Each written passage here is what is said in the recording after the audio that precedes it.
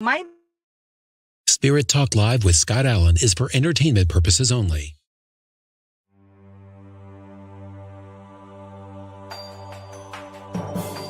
My dear friend, a wonderfully, wonderfully gifted medium. I've seen him in action. It would blow your minds wide open. He's just incredible. Patrick from London, you are on the air. Welcome to the show. I mean, this reading has meant more to me than anything. And I'm so grateful.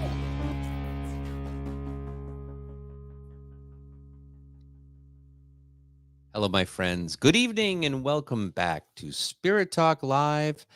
And I'm going to bring her to the stage. Here's my lovely co-host, Sweaty Betty, who is coming to us all the way from, where are you this week? You're in Ohio?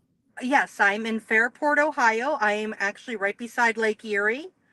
We're at a Mardi Gras event that goes on for days. It's very hot out, but it's beautiful town. That's great. Hi, Ashley. Good to see you. Mary Alice, hello, and good evening to you as well. I'm so happy to be back. We are going to have such a fun show this week. Our guest today is on a mission to provide a voice to England's pets. And I keep wanting to say New England's pets, but she's the real deal. She's the real England. She's to England's pets. And she travels up and down the UK, visiting everything from cats to camels. So known as the Pet Psychic, Psychic Beth works as a psychic medium, clairvoyant, Reiki master, and animal communicator, and has been well known within the industry for over 20 years. Nice. Beth's focus has always been to make her work accessible and enjoyable for others. She landed her very own 4-part documentary series, The Pet Psychic, which just aired earlier this year. Beth is the author of Everything You Need to Know to Become a Pet Psychic and Life by Numbers, and has her own 52-card oracle deck, Live Your Best Life. So I don't want to, because I know it's like middle of the night where she is, and I'm amazed that she's even up waiting for us. So without any further ado, I want to bring her right out. Welcome to the show, Psychic Beth. How are you? I'm so happy to have you here on the show with us. Hello, both of you, and thank you so much for inviting me onto your show. It's a real pleasure to join you. And yes, you're right, it is quite late here. It's midnight. But I'm a night owl. That's wonderful. Do you still have the show on Pulse Talk Radio? It's on hold temporarily. Okay. I had to have a little break while I was filming for the TV show, because as you can imagine, even though it was just in 4 parts, it did require months of filming. And during that time, I had a break because we were always filming on a Wednesday when I do my radio show. So you can't do everything. And the guy, Carl, who runs it, he's absolutely fantastic. So he's been as good as gold to me and said, yeah, have some time off and then come back when you're ready. So I'm just preparing, actually, Scott, to come back and start doing the show once again. So I just thought maybe at the moment we've got all the football going on and everything. So I thought I'm going to pick the right time to come back on. And I'm just preparing all my technology, and I've had a new computer and things like that, so I can get it as good as it possibly can be, because I miss it at the end of the day. It was a big part of my life, and I've done radio since 2010. And so, as you can imagine, I've been doing that for years. And then when you don't do it anymore, you really miss, the people interacting with you, absolutely, doing free readings and things like that. So I am going to be resuming it as soon as I can in the next few weeks. And, I just love Carl from Pulse Talk, and he offered me the chance to have my own show with Pulse Talk. And we are live in the UK right now on Pulse Talk Radio. So hello, if anybody else is a night owl, if you are up and having your tea at this ungodly hour, welcome to the show. And they'll all recognize your voice if they're used to seeing you on. So thank you so much for being here. How did you know that you could talk to animals? How did that come up for you? Well, I didn't know really, because I was just obviously born with this capability, and growing up as a child, I was animal mad. And I just thought that when you had a pet, and at the time I'd got a cat and a rabbit, I just thought as a child that was part of pet ownership, that you could hear their thoughts, see what they were thinking, have a verbal mind to mind conversation with them. And I just thought that was owning a pet. And it wasn't until I was older that I would say things to people and they wouldn't know what I meant. So, for instance, I used to go to the local riding stables and we used to take some of the ponies out. And I said to my friend, we were probably about the age of 9 or 10, we weren't very old really. And in those days, sort of in the early 80s, you kind of could take a pony out from the riding stables. You know, it wasn't a problem like perhaps it would be health and safety now. You know, then you just paid your money and took the pony out. And I said to my friend, you know, oh, my pony's got a bad back and the saddle isn't fitting right, and you know, he doesn't feel very good today. What does your pony say? And she was like, what do you mean? What does my pony say? I said, you know, when you're talking to him, when you're riding. And, you know, she kind of shut me down and gave me a very peculiar look. And I thought, oh, here we go again. Every time I try and talk to somebody about my experience talking to animals, nobody else seems to get it. And so, you know, it wasn't until much later when we finally got the internet that I decided to do some research.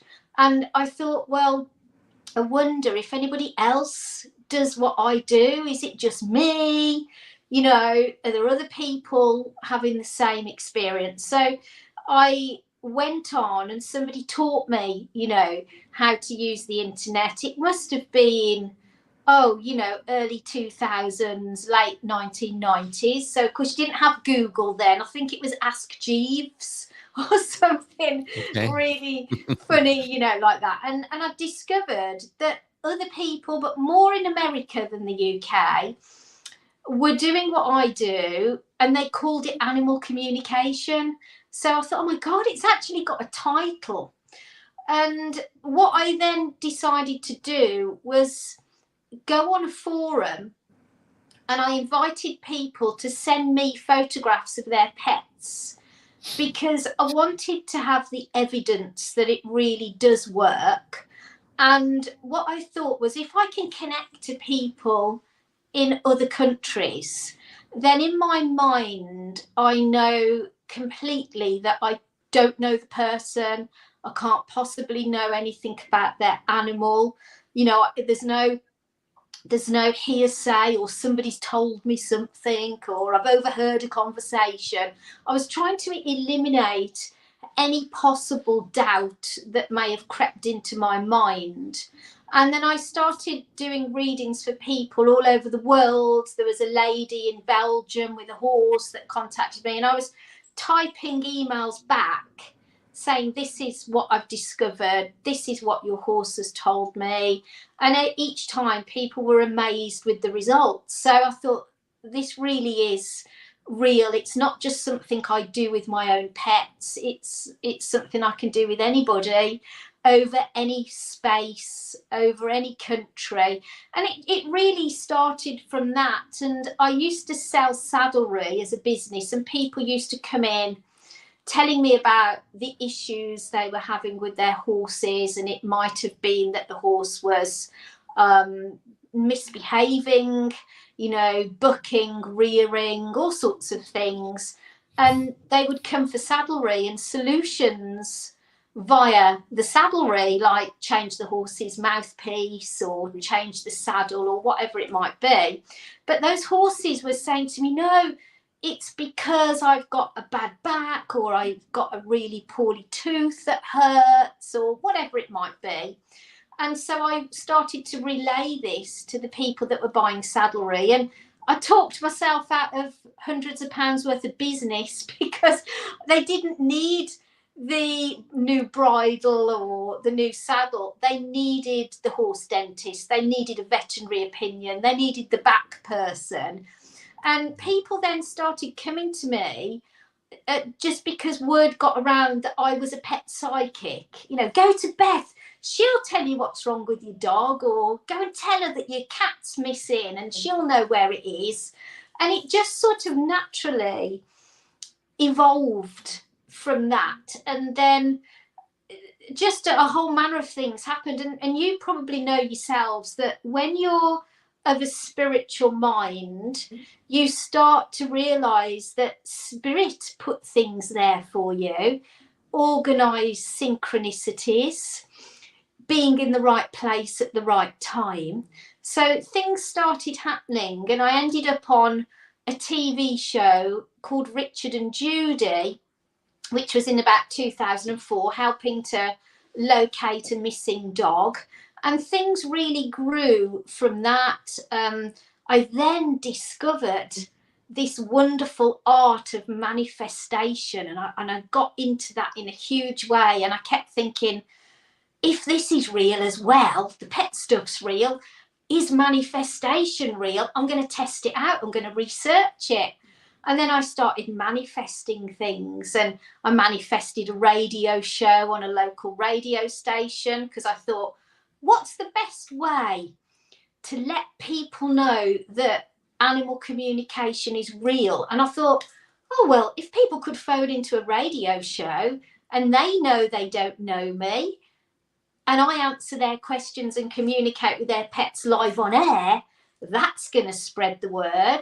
So I said to the universe, get me on the radio. And a few days later, unbeknown to me, I'd parked my car in an unusual place, which happened to be outside a local radio DJ's house. And he said, you've parked, not over his drive, but close to his drive. And he said, what do you do? And we were talking, and I told him what I did. And he went, oh my God, he said, I've got my own radio show. And he said, would you be a guest? And I said, yeah, I'd love to. And I was thinking, goodness me, I've only just asked the universe, and this has happened within a few days. Ended up on the show, and fortunately, local people were listening in, and the phone lines just went mad. They were all curious. They all wanted a reading on their pet, and they asked me to go back each month to do that. And then it ended up with me having a show for 5 years on that station every Sunday called The Spiritual Calling Show, which I've now taken onto Pulse Talk Radio. So it's all just a magical thing, really, that has been going on for quite a few years now, over 20 years. And then, of course, the icing on the cake is when I manifested my own TV show here in the UK on Channel 5, which was like a dream come true, you know. And I started off going on a program called This Morning, which is on ITV, which is our morning program, which is on Monday to Friday. Again, it was before I got my own TV show, but I'd asked the universe to get onto TV. And a great big newspaper article went out about me. Again, synchronicity. Somebody asked me if I'd got a good story about being a pet psychic, and it ended up in the paper. And This Morning saw it and got it from there, invited me onto their show to tell my story. And then they kept asking me back on to do readings with people ringing in, the viewers, doing the viewer phone-in. And so many things happened because of being on that show. For instance, one time I was in the studio and Sarah Ferguson was actually in there and had a reading live on air. So I was like, this is wonderful. Crazy. I'm now talking to royalty about the Queen's corgis. You know, it was just, oh my gosh. It was just like a crazy thing. And another time, I was very blessed to go on to launch my Pet Psychic book on there. So I was there and with Vernon Kay and Josie Gibson, and I took my own dog into the studio, and they said, you can bring her onto the set because it will be really good to have your dog when you're releasing your book. So of course I was like sat on the sofa trying to think of everything to say about my book, not to forget anything. You know, I was really trying to push it, hoping for great book sales, you know. And I took my eye off the ball. I forgot to keep my eye on Misty, who was sat on the sofa next to me, and never noticed that she jumped off the sofa. And Josie Gibson, one of the presenters of the show, looked at me straight in the eye and she said, Beth, she says, what do you think Misty is thinking now? And I thought, well, that's a peculiar question. And she says, because she's just jumped off the sofa, ran over to the kitchen where they were about to do a cooking item, and she's eating Ainsley Harriet's chicken stew. And because on the telly, you know, when you've got a cooking segment and you've got sort of like your worktop island where they're doing all the cooking, then they've got shelves low down where they produce the finished meal and go, oh, here's one I made earlier. And of course, because that was low down, Misty ran into the kitchen and she'd got her head in the chicken stew and she was eating it, so therefore ruining the one I made earlier dish for the next segment.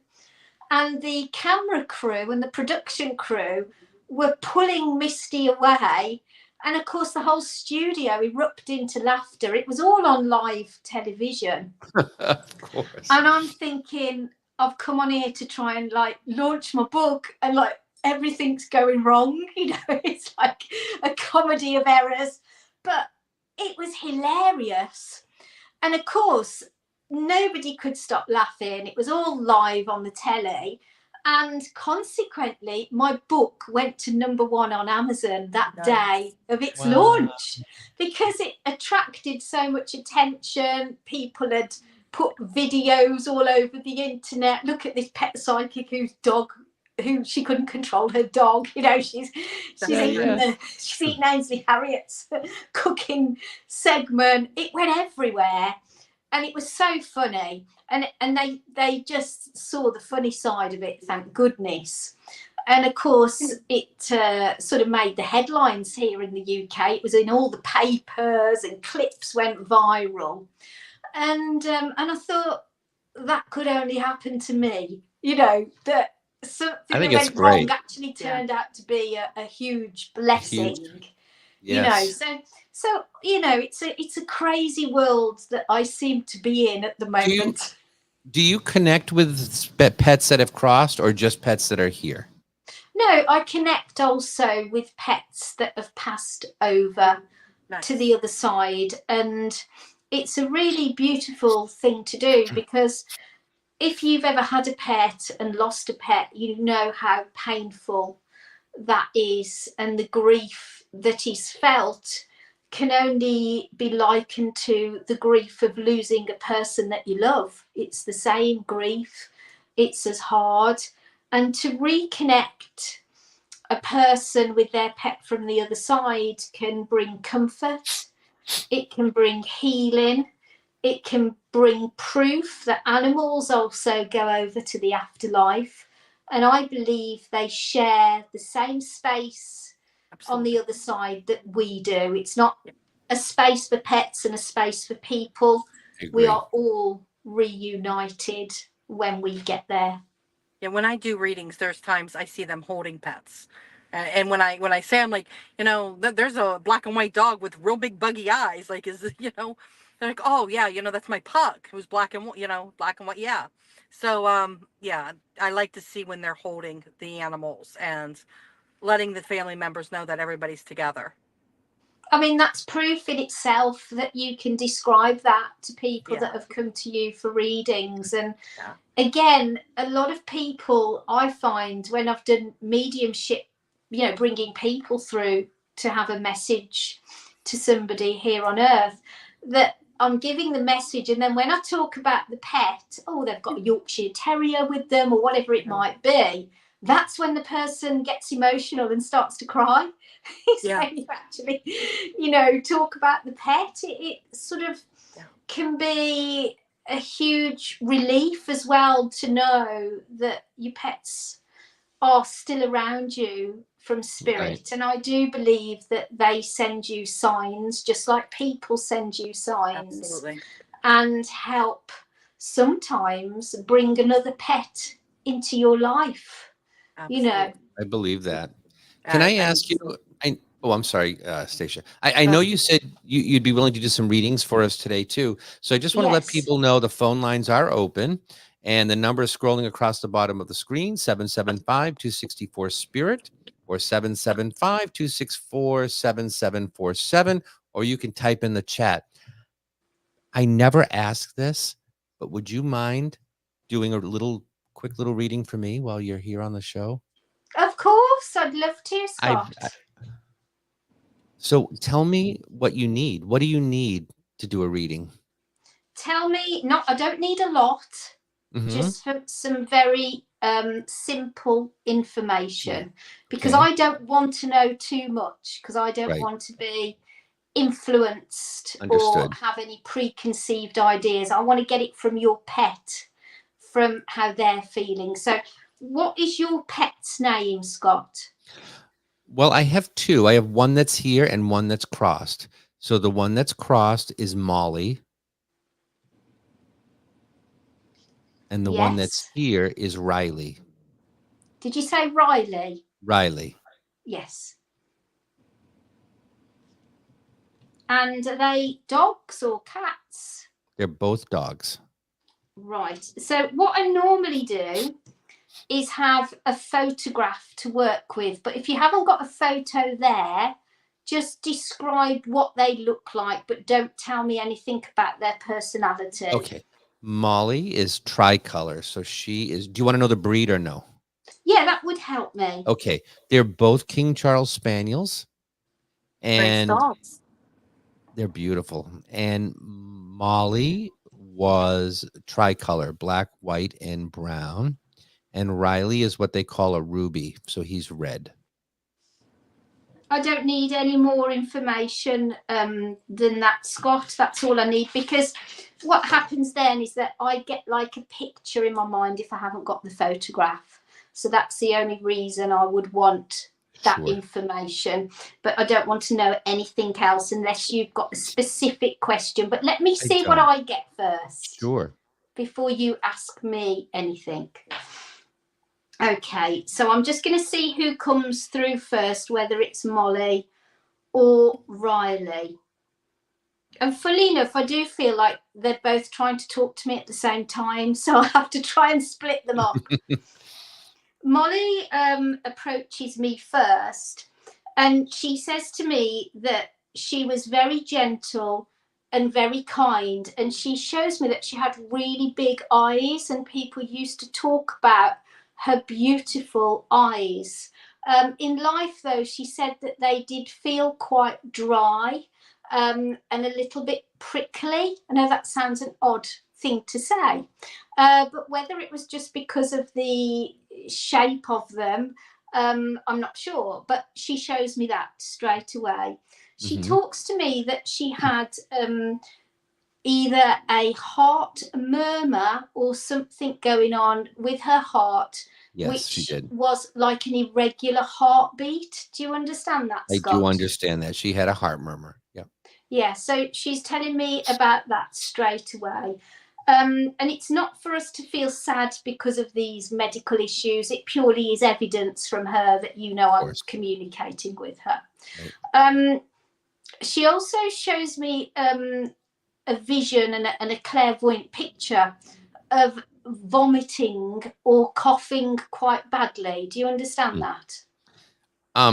Not in relation to her past. She may have. I can't think of a moment that's specific, Okay. that comes back to Well, me. But she's showing me a memory of when she'd like eaten something bad and was bringing it up, and she has a memory of that and coughing and getting rid of it. And she said at that point she felt really, really poorly, and she just recalls it for me. She also talks to me about RO, which I think is Rose or Ross, because she shows me RO for a person, not an animal. If you can't think, just remember I've told you and think about it in a minute. Okay. Can't think right now, but that doesn't mean anything. She describes herself as the perfect companion, and she said she always tried to be very well behaved.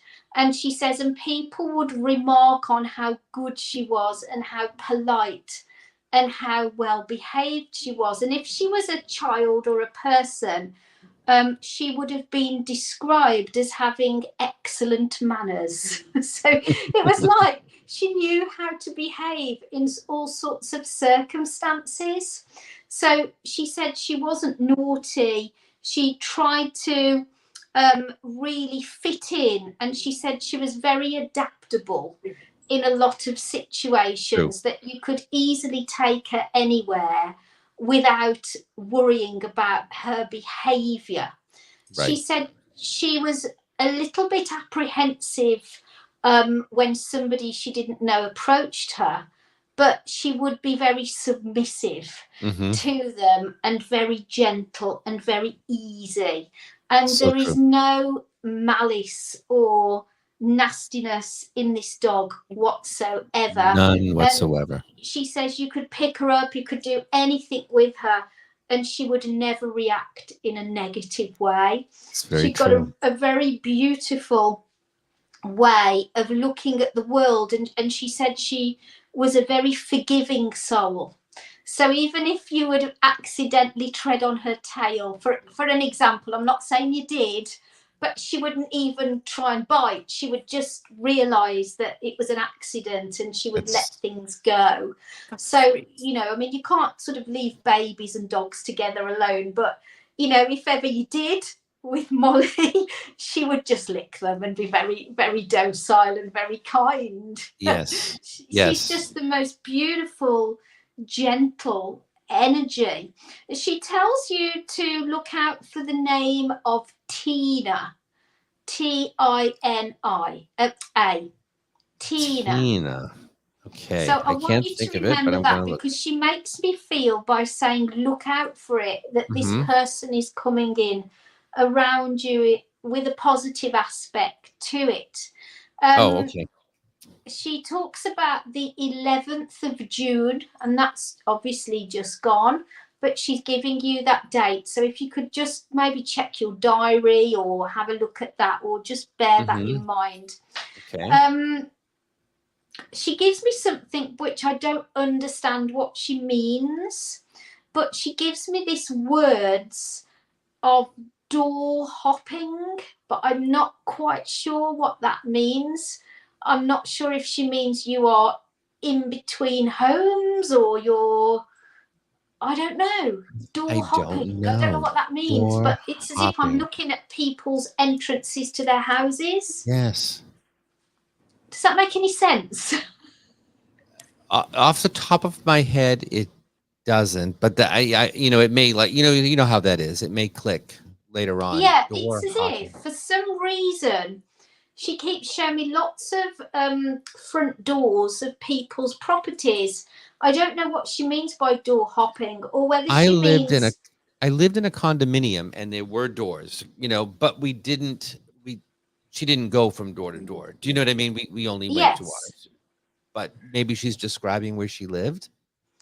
Do you know what? I'm going to be completely honest, Scott. I don't think it's that. Okay. No, I understand. The reason I say that is because when somebody says, oh, I think this is what it is, I get the feeling of, yeah, that's it. Yeah.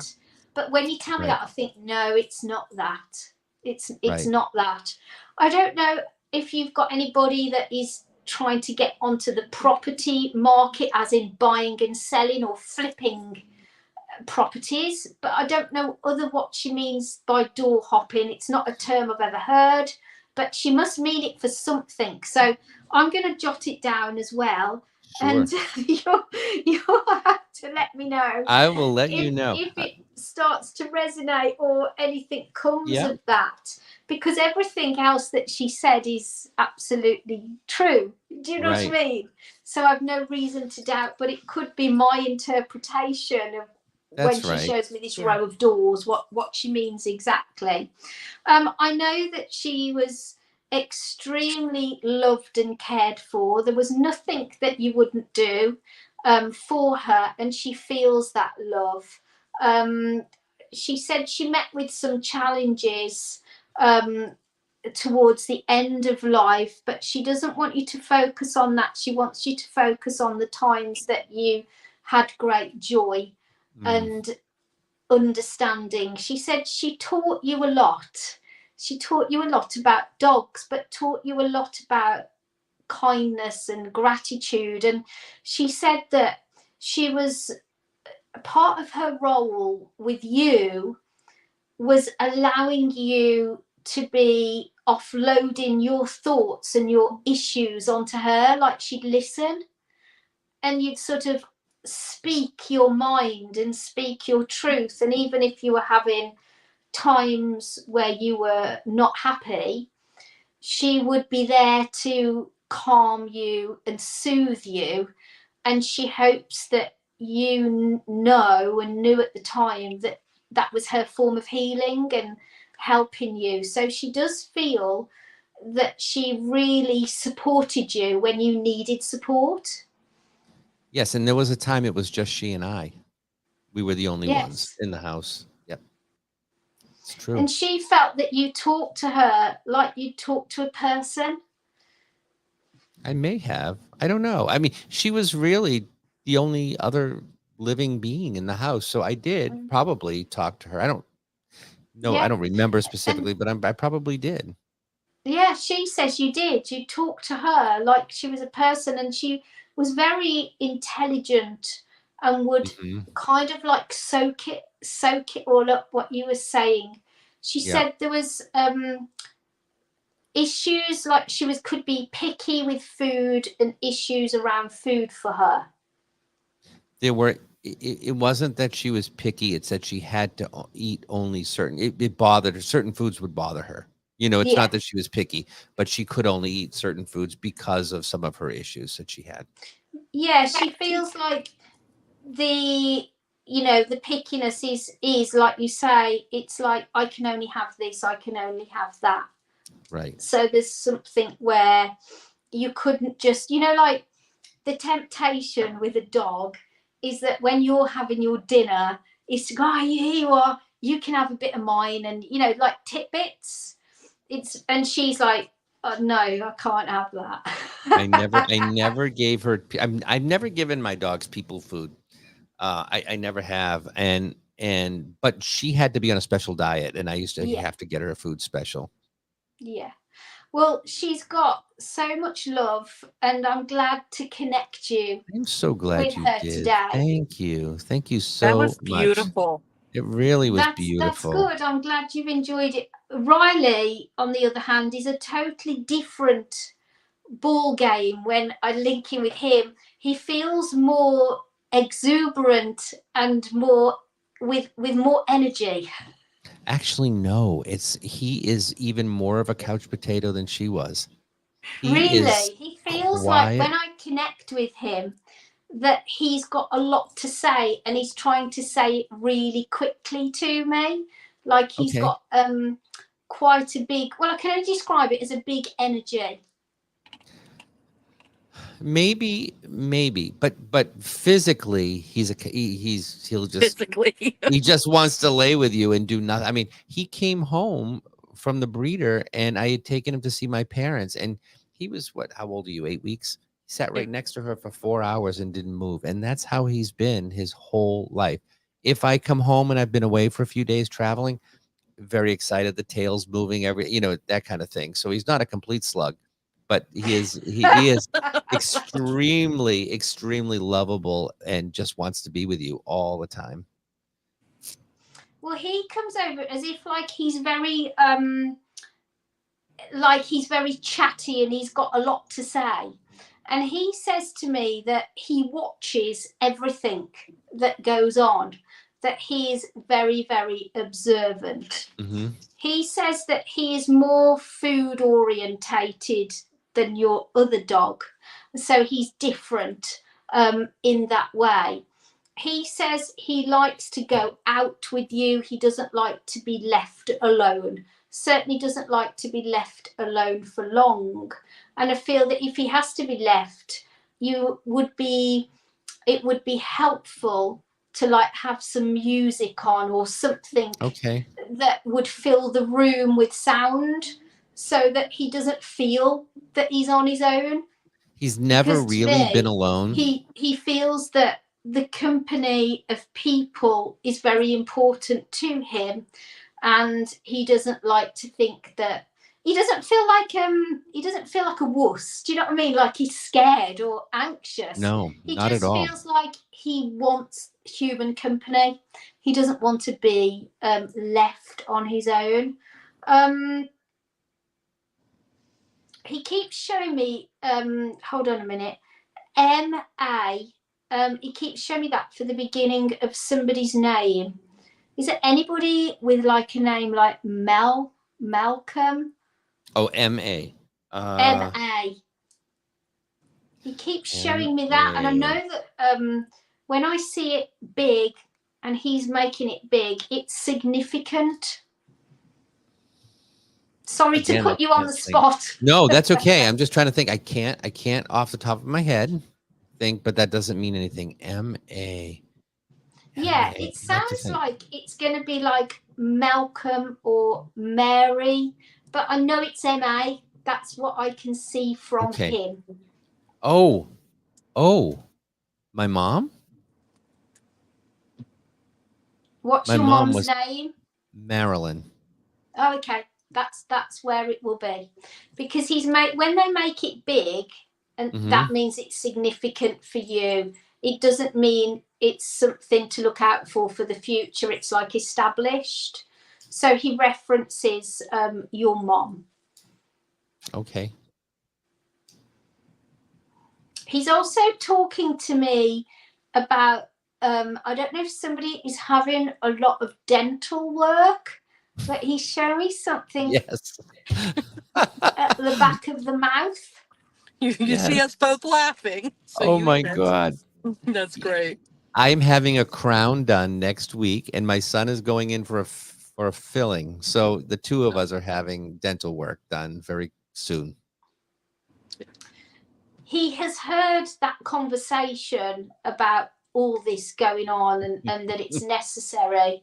When I talk to him about that, he says, just make sure that you allow yourself enough time after the treatment, that you don't rush back into things. He says, because you'll need time just to feel better and some healing time, because he says you tend to just carry on regardless. So he's like, have time out with me, Snuggle but time. He understands that you know that's been talked about a lot, and that this is about to happen. He said it will go well, but it may take more time than you anticipate actually for your appointment. Oh, okay. So just bear that in mind. I'll bear that in mind. Yep. He also talks about the person with the sporting achievement. And he shows me like a trophy or a plaque. It could be my son. My son played basketball, and it wasn't, I mean, he's 11, and you know, it's not a big thing, but they give him little trophies and things like that. Could be. Is it recent that you would have had that? Within the last year or so. Because he's showing me that, and he gives it me with like the sense of pride that's accompanied to actually having the trophy or the plaque, the thing that proves that you've done something well. Right. And Yeah. he says there's more of that to come, where achievements are concerned for that person. There's interesting that there is, although he's playing basketball, Riley says he would also be suited later on in life with something of a theatrical nature, getting And that's out on the funny you say that stage too. and speaking to an audience, and the drama side of things will become very apparent. Does he show those skills now? He says he was interested in doing some theater work, kids work, because he was invited to audition for a TV commercial, for a TV movie that was being filmed in Boston. And so he did audition for it. But he didn't get cast in it, but that kind of gave him the little bit of the bug. And so there hasn't been anything lately. So that's kind of funny. Well, if you could tell him that he's not to give up, because Riley can see that for him, this theatrical side of things will be very apparent in his life. So wonderful. He may have just got a little bit of a knockback at the moment, but if he tries again and tries other things, there is great success that will come. I knew it was something very different from the basketball. But it's something where you will find that he is very talented in, that he will be able to really present himself well and project his voice well, and there'll be a natural charisma there. That's wonderful. Thank you. That's okay. And I will tell him that. Riley knows. I just think it's wonderful. I've only, and I'll tell you quickly, because we have people on the lines. We're going to go to the phones in just a moment, but I was in Ohio with Stacia, and I was doing a gallery event, and I said, "Oh my goodness, there's a horse here." Now I will see animals come through. I've never communicated with them, but I know when they're there. And I said, "There's a horse here." And this woman raised her hand and she said, "My dad had 4 race horses years ago, and they're all gone." And in my head, I said to him, "Which one are you?" And he told me that he was the one that had the accident on the racetrack. And I said to her, "He's the one that had the accident and fell." And she gasped. She said, the story is that her father and his partner that owned the horses had given the horse an injection to make it run faster, but it actually gave the horse a heart attack, and the horse died. And it was striking to me, because I do not call myself an animal communicator, but that was the first time that I felt like I'm getting something from this horse, right? I've never had that happen before. I don't claim to pick up on anything with living animals, but I think it's fascinating that you're able to do that. Yeah. I think it's wonderful. Really. It's just such a beautiful gift. Do you mind if we take a call? We're going to go to the phones here. Heather from Monroe, North Carolina is on the phone. Hi, Heather. Hello. Hi, Heather. You're on the show. Hi. How are you? Hi. Can you hear me? We can hear you just fine. Welcome to the show. I'm good. Very good. Yeah. Thanks. What was your This question? is the first time I've ever called in anywhere, actually. Oh, I'm glad you did. Well, I don't know how much to tell you or not, but I have 2 Boston Terriers, and I was wanting to know if you saw anything in their future. Like, I have a little girl. I'm thinking she might be having puppies, or what can you tell me? What comes to you? I got tons of questions. But... Hiya, Heather. Hi. Did you say you've got 2 Boston Terriers? Can you hear me? She can hear you. Yep. I can just about hear you. Did you say they're Boston Terriers? Yes, they're Boston Terriers, a boy and a girl.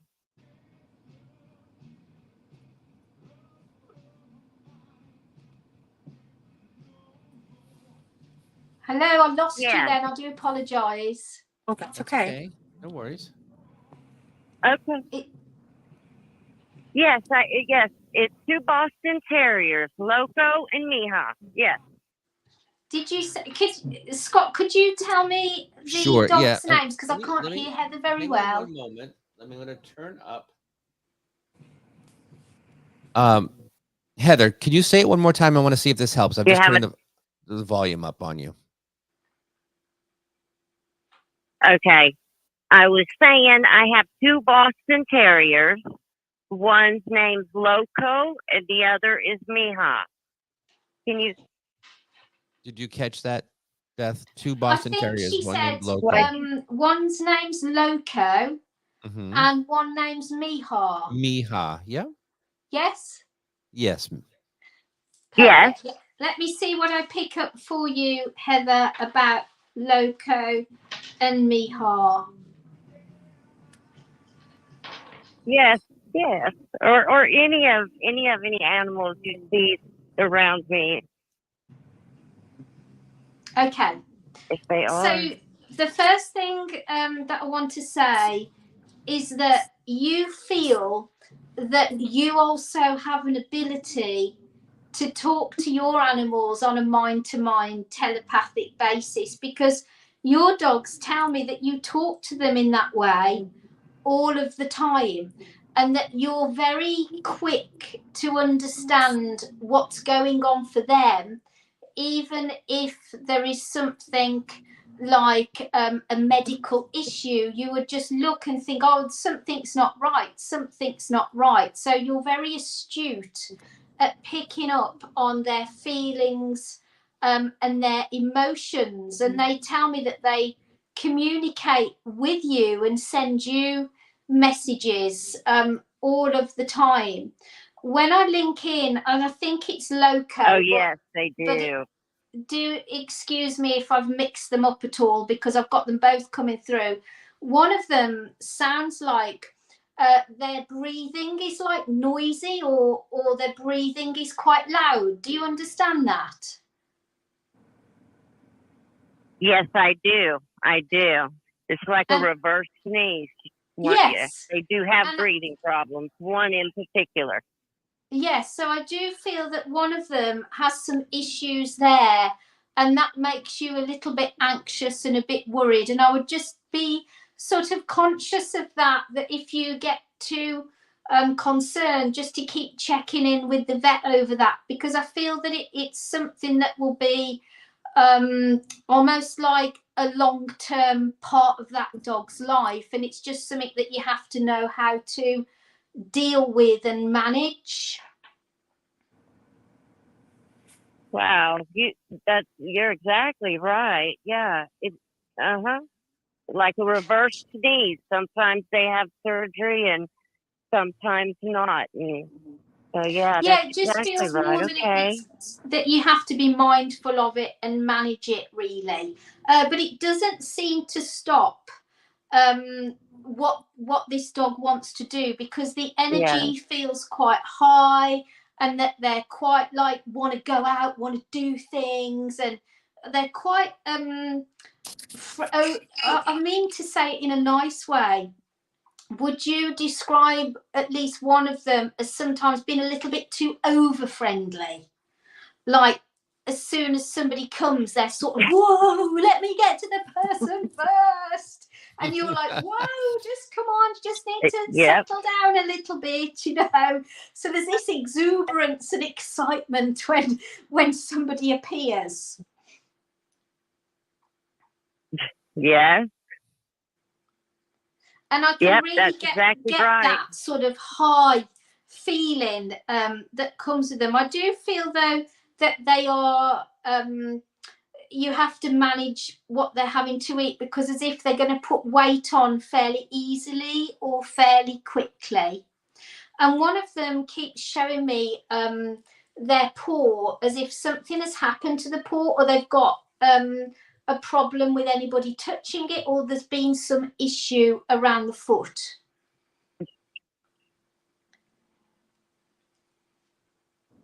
That's right. Okay. Yes, ma'am.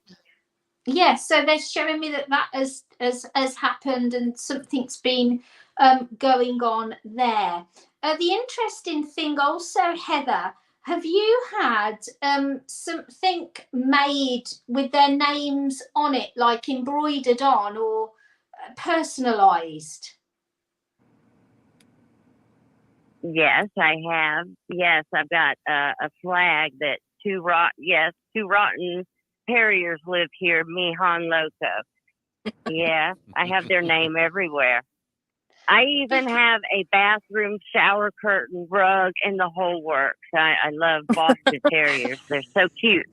Oh, Yes, Heather, and I that's do talk absolutely to them wonderful that you do like that, because they know that you do. You've got like their name personalised, and what that brings with it is that sense of feeling important. Where you know, she loves us so much that she even has our name put on, and we've got things that are personalised with our name on, and that, although, you know, if you think of it logically, you think, well, how could your dogs know that? They do know. And it gives them that real special feeling that that's how much we are loved, you know, that you go to that trouble to do that. Now, from the past, I see a gentleman, if you don't mind me saying this, coming in from the spirit world, and he's quite a tall man who would have given advice about pets and animals. He was very knowledgeable. And as I talk to him, he says, and he shows me a canvas where there's a painting, not a photograph, but an actual painting of another dog. Do you understand that? I do. I do understand that. Yeah, and this painting is very special, yes, and it is very beautiful. And this gentleman steps forward from the spirit world to be remembered to you. And he says that he taught you a lot about animals, and he got a lot of knowledge, and he admires this painting. And it's something which is very special and very meaningful to you. Yes, it is. That's right. Okay.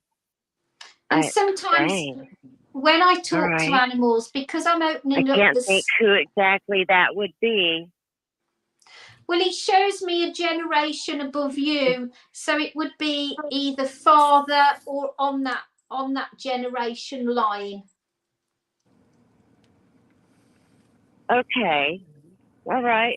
Do you happen to see puppies in Mihawk's future, my little girl? To have puppies, did you say? Yes, to have puppies. Do you think? Sorry, I couldn't quite hear that. If she may be pregnant. Could you if just she repeat that to me, Scott, might, please? I can't hear Heather very well at the moment. What was hold on 1 second. What did you say? What did you say, Beth?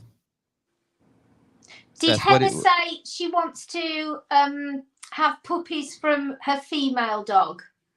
She's wondering if she's pregnant. Okay, I couldn't quite hear her.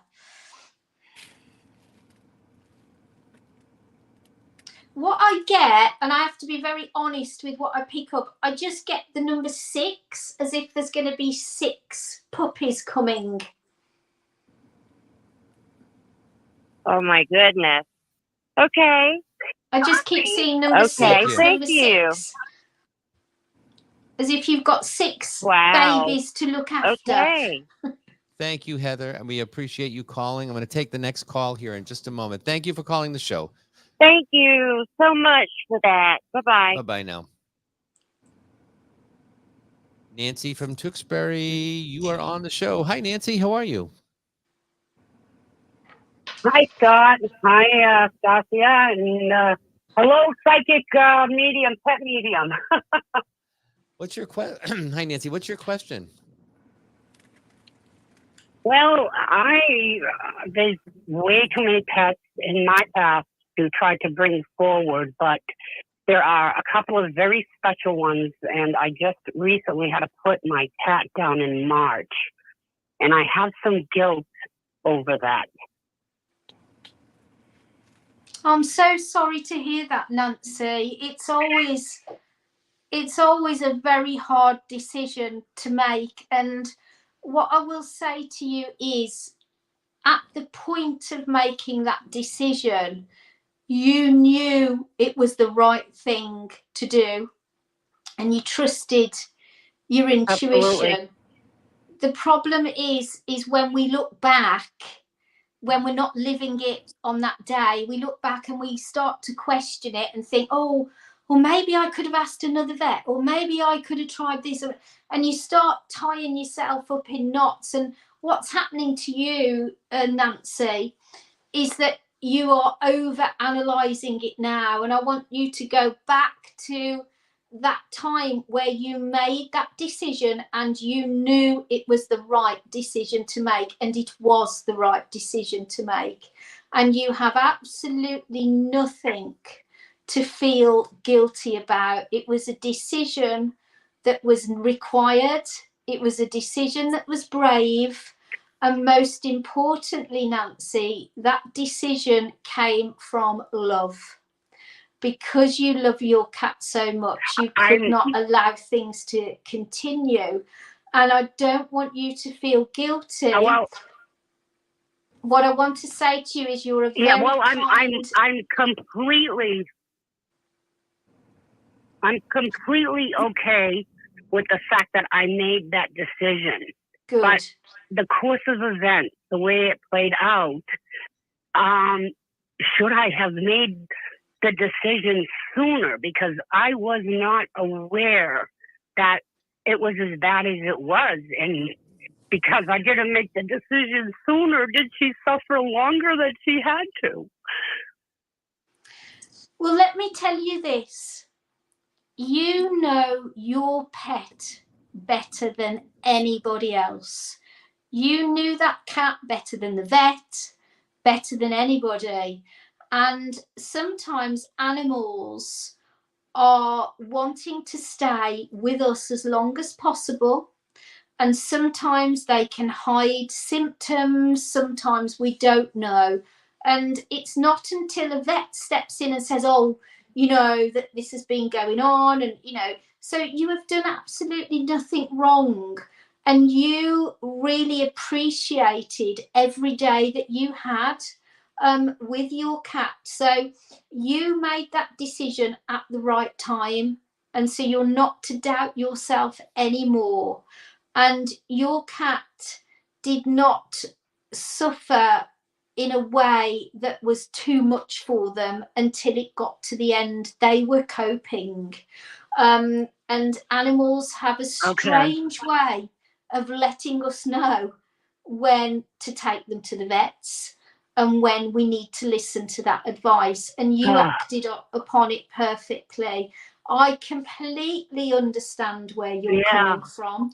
I've had to make the agonising decision myself on too many occasions, unfortunately, because I've had a lot of animals. Yeah. And, you know, it should never be done in a way that we don't feel guilty after, because that just proves how much we love them, that we have those feelings. And I want you to think of it like this. And anybody that's been through the loss of a pet, I want you to think of this.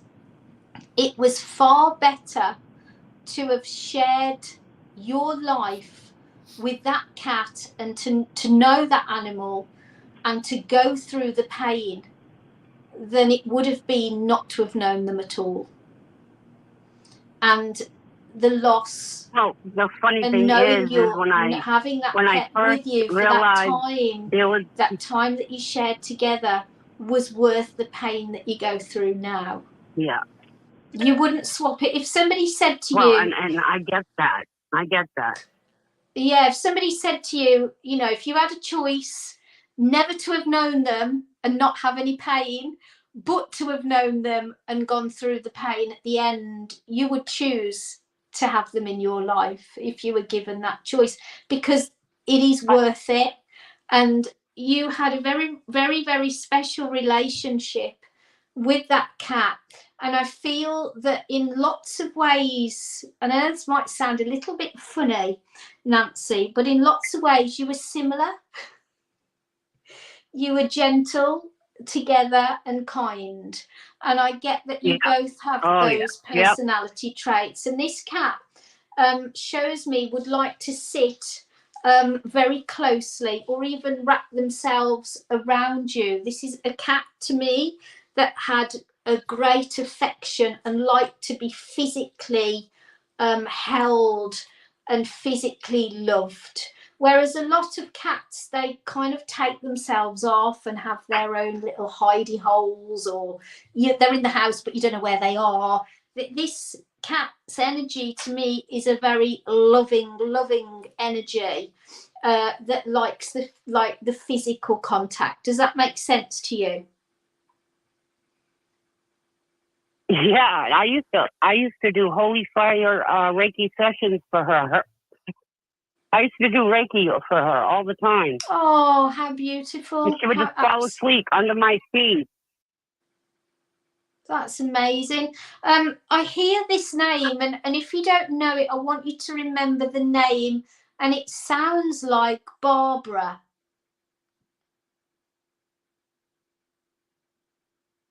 I know a Barbara. Not an animal, a human. No, it's a person. It's a person, Nancy. And it's a feeling of drawing close to Barbara. Oh, my God. That's so weird, because I was talking about her the past 3 days, and oh, my God. Oy, wow. Hi, Dee. I love you, and I miss you. Oy, Thank wow. you, Nancy. Well, that's because what we need to remember, guys, Nancy, is that when our animals cross into spirit, they are actually still with us. And so I know your cat has been around you, listening to you talking about Barbara, and that's why they're giving you the name. So I know she's here. If you can act upon that, so it might be that you need to be in contact, or whatever reason it is there, that is a message for you coming from your cat in spirit. Beautiful. Thank you. All right. Beth. I appreciate it. Thank you so much. Thank you, Nancy. Thank you for calling. It's lovely to talk to you, Nancy. Thank you. Alyssa from Kansas City. Welcome to the show, I think. Hello, there we go. Scott. Hi, Alyssa. How are you? Hello, Scott. Hi, Scott. I'm good. How are you, dear? Good, good. Welcome to the show. Thank you. So I have a very old kitty cat here. Her name is Boots.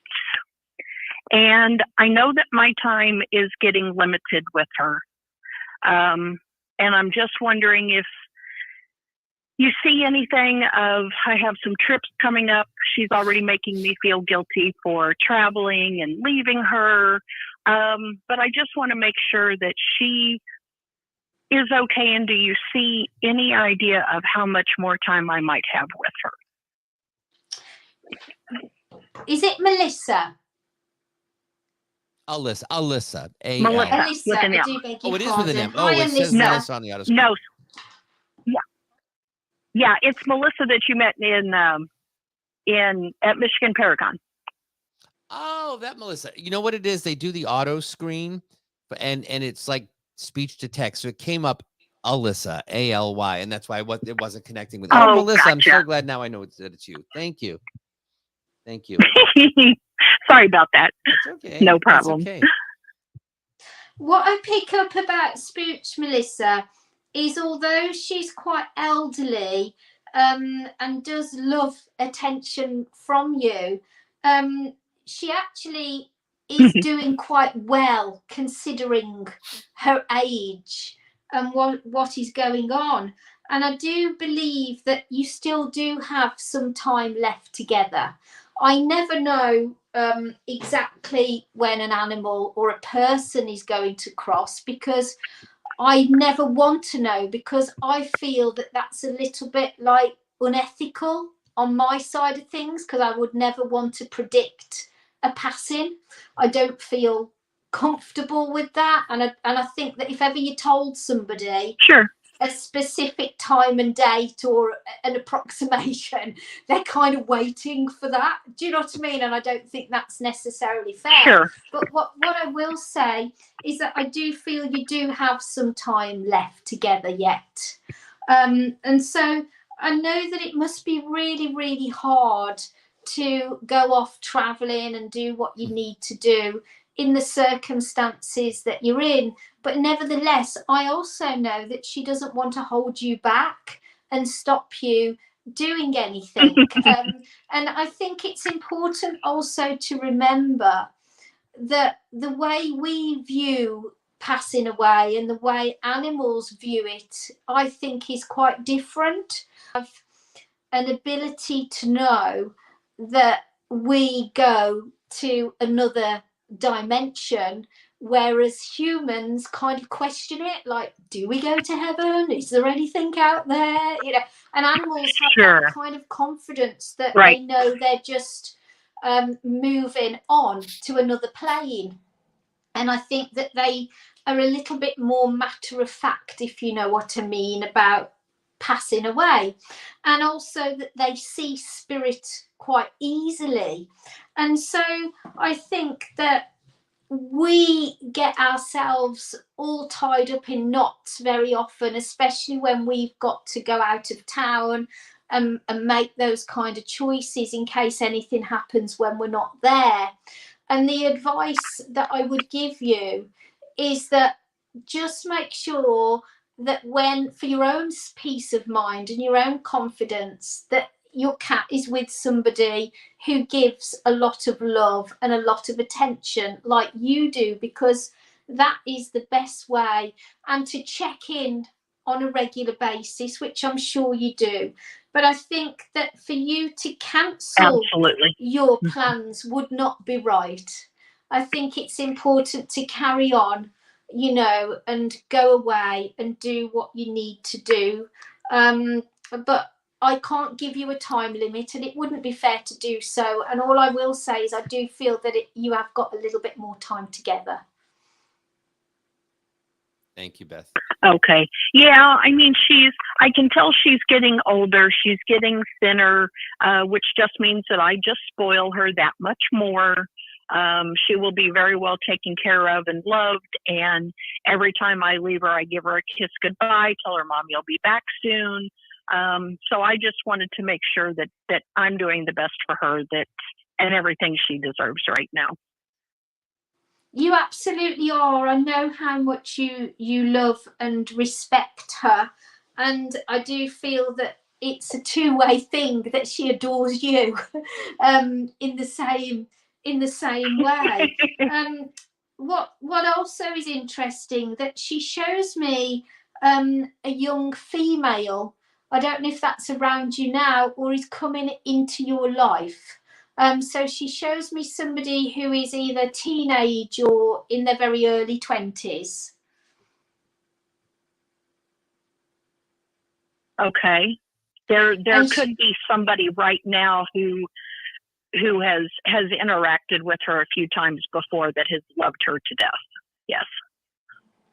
Because she's showing me that. She's also saying to me that there is, just remember, she's saying there is a name that sounds like Terry or Tia, but there is a T name that is an unusual T name for a female, but it's got a unique, you know, sometimes people, it's going to sound really weird, you know, sometimes, Melissa, people put like two names together and make one name out of it, but it's got a very unique sound. She's trying to give me like a T name, but it might be because I've never heard the name before that I'm struggling to say it clear. But it's as if somebody put two names together and made one name. Okay. And I know that sounds odd, but she says that person will be very significant in your life. She also talks to me about the 15th of December. So if that doesn't resonate yet, I want you to write that in your diary.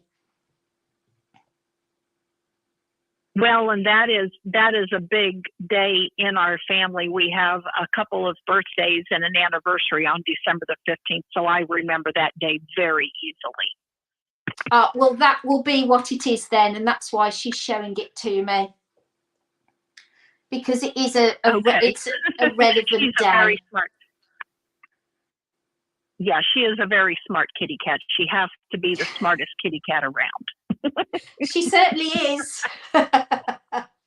Oh, well, I'm so glad that you were able to give her such the home and the beautiful love that she deserves. Okay. Thank you so much. I appreciate this. It really makes me feel good. Thanks for calling. Thanks a lot, Scott. Love you, babe. Bye-bye. Bye-bye. You too.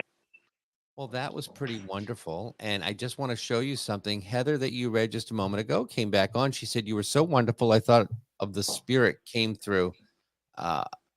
Helpful information, such a blessing. Thanks a million. And oh, Heather, nice. That's lovely. Thank you. And so thank you for being here. And thank you for bringing my little sweet girl in, and Riley, who I'm going to go home and see if he knows I was talking to him from somewhere else. I don't know. But I am going to go home after this and see him. I can't thank you enough, really, for doing this and for staying up late and spending your evening with us. I know that people really enjoyed this, and I've never had a pet communicator on the show. And I think what you do is just such a gift, truly such a gift, really. Please don't forget to check out Beth's website, psychicbeth.co.uk. Also, feel free to check out my website, mediumscottallan.com. If you'd like to see Station I in person, we have 2 events coming up. One is at the Oliver House in Middleborough, Massachusetts, and the other is at the 1771 Enfield House, also known as the Enfield Demon House in Enfield, Connecticut. Tickets are available. We would love to see you there. We will be doing a paranormal investigation at both locations and a gallery event at both locations. So we'd love to have you. And if you want to come to all the events, you get a discounted ticket. So by all means, mediumscottallan.com, and come check us out and hang out with us. I may have mentioned this before, but I am a member of the Warren Legacy Foundation, which carries on the work of famed investigators Ed and Lorraine Warren.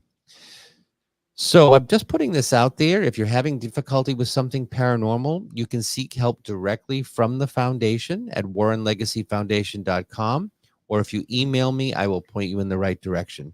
The foundation is made entirely of volunteers and never charges for their services. And as always, thank you for joining us today. I do want to ask you for a little favor. If you could please head over to Spirit Talk Live on YouTube and hit the subscribe button. It would mean the world to me. We have some great new content coming soon, which is not going to be here as part of this show. And we can't wait to share it with you. And by subscribing, you'll be the first to see it. Also, if you could check out Spirit Talk Live, wherever you listen to podcasts, and leave us a rating and a review, that would be a huge help in us getting this content and sharing the messages from Spirit to all who need it. Next week, we'll meet author and spirit artist C.L. Thomas. So that should be fun. She's joining us from Las Vegas, Nevada. Until then, I would like to wish you all a very happy 4th of July holiday, unless you are in England, in which case you can wish us all a colonial peasants have a happy treason day. I don't know what you call it over there in England, but I do wish you all love and light. Thank you for joining us. It has been an absolute pleasure. And we will see you right here next time on Spirit Talk Live. Good night, everybody. Thank you for joining us today for Spirit Talk Live with Scott Allan. Please remember to subscribe to Spirit Talk Live on YouTube and share on all your social media channels.